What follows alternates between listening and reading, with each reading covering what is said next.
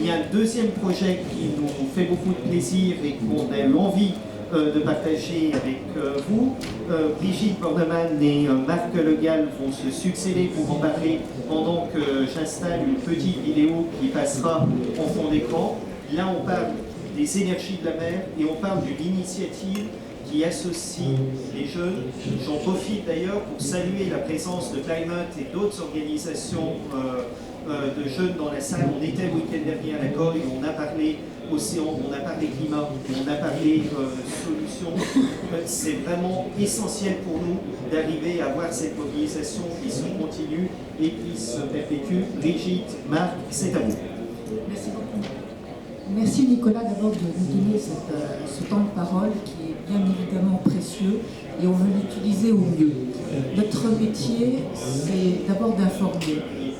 Le portail des énergies de la mer est un portail qui aujourd'hui est le leader au niveau européen de l'information, qu'elle soit économique, scientifique, technologique et sociétale. Pourquoi sociétale? Pour une raison simple, c'est que, comme le ministre l'a dit tout à l'heure, il pense que les énergies renouvelables, d'une manière générale, ne sont pas utiles partout. Si, c'est utile partout. Ça, il faut bien se le dire. C'est le premier point. Le deuxième point, comme la députée l'a dit, il est évident que quand on possède 92% sur la planète de possibilités d'utiliser les énergies de la mer, ce serait quand même dommage de s'en priver. Donc, il faut utiliser les énergies de la mer. Donc, mon propos est premièrement de convaincre. Convaincre en donnant la parole aux industriels, en donnant la parole aux collectivités territoriales, en permettant des échanges et en permettant de se rencontrer. C'est vrai que pour convaincre, il faut aussi sensibiliser. Et je pense que la sensibilisation qu'on va vous présenter avec le projet de Serious Game qui est développé par le lycée Vauban, mais bien évidemment vous avez aussi des universités qui ont cette même démarche, est fondamentale. Il faut savoir aussi informer. Et pour informer, il faut bien évidemment vérifier l'information et la transmettre. Voilà, c'était ce que je voulais vous dire.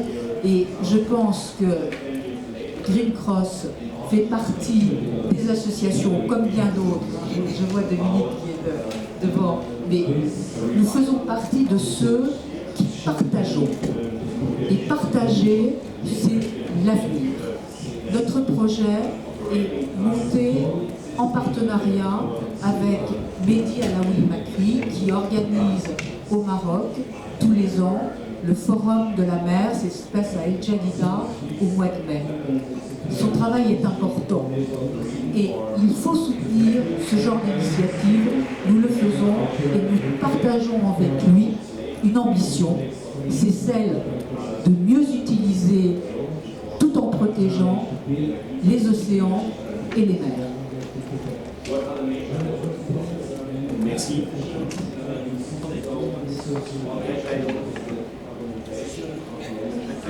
En 1 minute, il nous reste. Oui, bonjour, donc Marc Legal, je suis enseignant effectivement, et mon souci c'est de sensibiliser les générations, les jeunes générations aux enjeux que représentent les énergies de la mer. Donc ces enjeux sont énormes. Je viens de Brest, je suis enseignant à Brest. La mer, effectivement, c'est notre quotidien sur Brest. Et je sais que les jeunes sont très sensibles à ça. Et donc là, on met en place, Brigitte, une notion de jeu sérieux autour de ça. L'idée, c'est pour les élèves, diviser ces collégiens et lycéens, c'est de pouvoir implanter des hydroliennes et des éoliennes le long du littoral. Et puis d'avoir une application sur leur smartphone et de voir ce que produisent les solutions qu'ils ont choisies.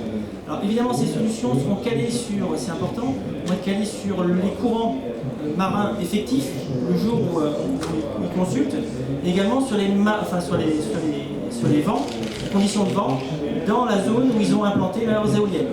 Donc on aura un calage avec les éléments réels, qui me paraît important.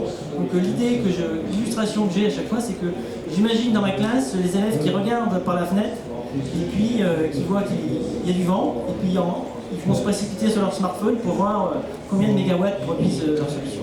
Voilà, merci.